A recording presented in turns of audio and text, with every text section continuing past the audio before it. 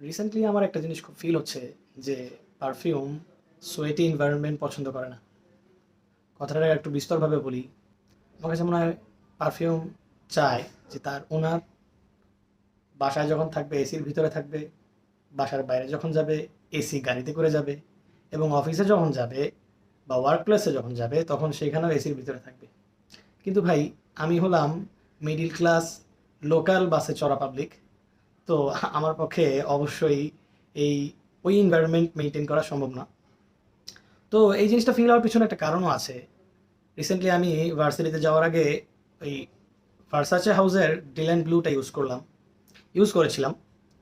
তো ভার্সিটি থেকে বাসায় আসার পর লোকাল বাসে চড়ার কারণে কাপড় চোপড় ময়লা হয়েছিল। আপনারা যারা লোকাল বাসে চড়ছেন তারা অবশ্যই জানেন যে লোকাল বাসে চড়ার পর আমার কাছে মনে হয় না ওই কাপড় দ্বিতীয় দিন পরার মতো থাকে। তো ওরকম ময়লা হয়ে যাওয়ার পর আমার কাছে মনে হচ্ছিল যে is it really worth it.